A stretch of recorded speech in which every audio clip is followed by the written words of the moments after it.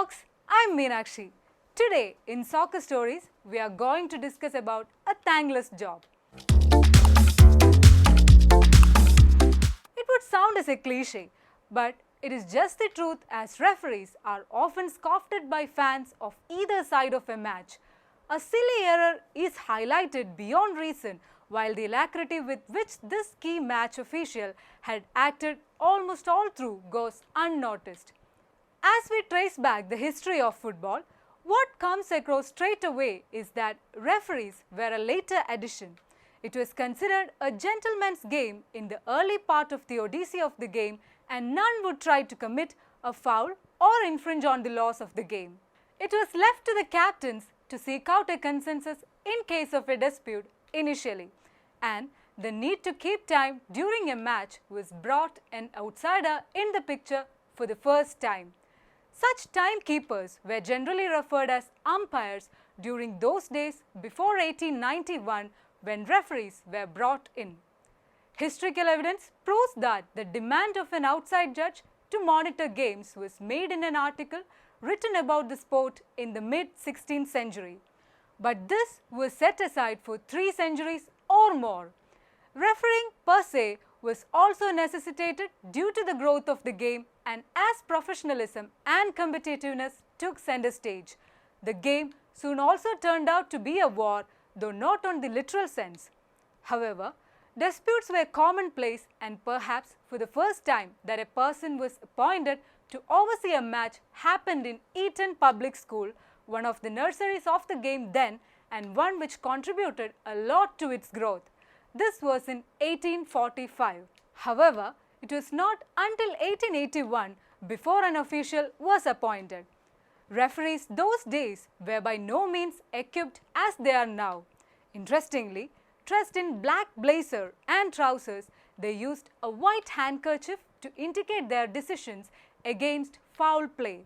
Even the whistle was a later day addition to their repertoire.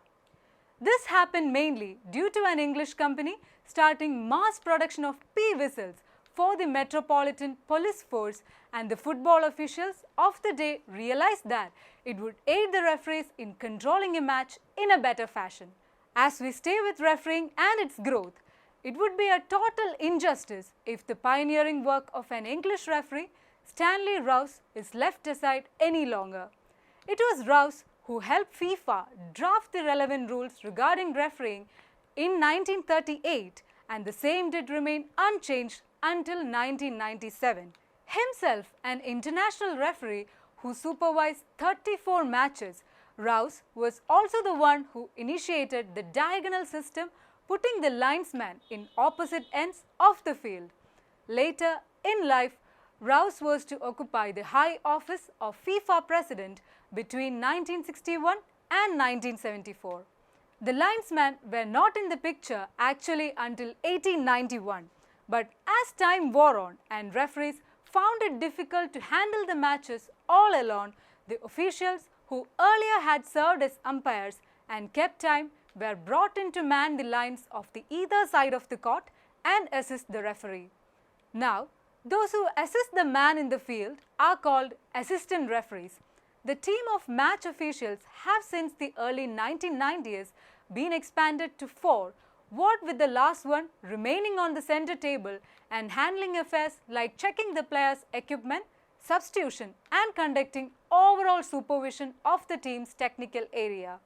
However, the referee remains the central figure of the officiating team, left with responsibilities as wide as ensuring that the laws of the game are followed by both the teams, entrusted to oversee general discipline, hand out penalties, warnings, maintain time, and submit a report stating all incidents during the course of game at the end of the match. Over time, the dress code of the referees too has undergone a sea change than in the earlier days. While the earlier blazer and trousers gave way to a black shirt, black shorts, black socks with white strips, soon after Rouse refined the referee's role in the laws of the game. This has again undergone a change from time to time. Now we see them wearing shirts of different shades of red, green, yellow, blue and black. The shorts have remained in place. It would be interesting to note that the referee carries a whole lot of things with himself into the field. Normally, this would include a whistle, a watch, penalty cards, a data wallet with pen and paper, and a coin for determining the team which has the choice of ends or kickoff. But it is well known that they often carry more, such as extra whistle and a pen, 2 watches to calculate the time, laws for stoppages, and to keep an eye on the period of the match. At the highest levels, referees wear a radio headset to communicate between their assistants, and assistant referees use electronic flags which send a signal to the referee when a button is pushed. In matches with goal line technology, referees will have on their person a device to receive the system's alerts. Refereeing was mainly a domain for men until women's football was recognized by FIFA, while over a period of time, women were given the responsibility to supervise matches of men. Qatar this year will create history as it would witness women referees take charge for the first time in a World Cup. 3 women referees and 3 assistant referees have already been appointed, marking a welcome change that the world would not have anticipated until recently. To anyone who have watched FIFA and its activities over the years, this shift can only be described as a bold move given the fact that the game has been slow to adapt to changes.